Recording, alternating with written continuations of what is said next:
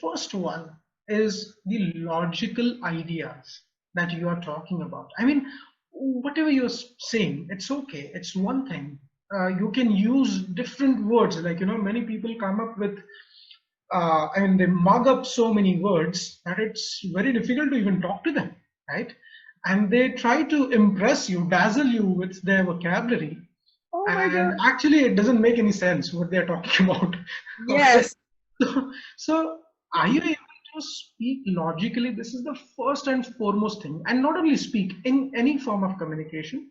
When you listen to something, can you apply the basic logic in while listening? Because listening could be the simplest thing that you can do for as far as any language is concerned. But still, you should be able to understand what is the question and what am I answering. When it comes to writing, are you able to express your thoughts well so that the other person wants to understand what you want to talk about? I always tell my students when it comes to this particular thing that first thing you need to understand that Canada is not looking for next Shakespeare.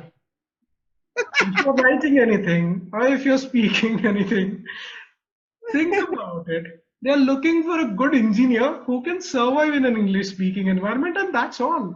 You don't have to take it so personally that you start you sound like a walking talking dictionary, right? So the Mhm. point of the whole thing is, are you logical? Second thing is, are you coherent? All right. Mm. So even though you may have logical ideas, sometimes you may deviate from what you're talking about or what you're writing about.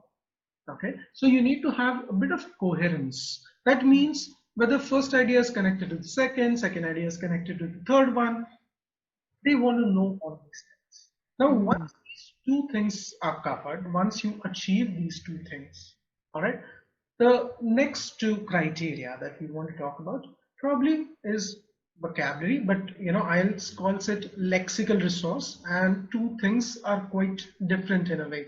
Lexical resource would actually roughly would mean that are you able to use the correct or appropriate words at that particular point of time in that particular sentence? Are you able to use them appropriately? And then the fourth criteria would be the grammatical range and accuracy. So are you able to use the variety of sentences, and are you able to use them in right context? If you're using complex and compound structures just to inject number of words into your essay or into your speech, you are in trouble, my mate, right? Yeah. So you should be able to use them at appropriate times, aptly. These are the main four things that any IELTS examiner looks for. I mean, some people may say, okay, these are the criteria mainly IELTS has defined for writing and speaking in public, but I'll tell you, these skills or these criteria are also important for listening and reading, because if you don't understand the basic communication that's happening when you listen to something or when you read something, it's very difficult to pass this exam or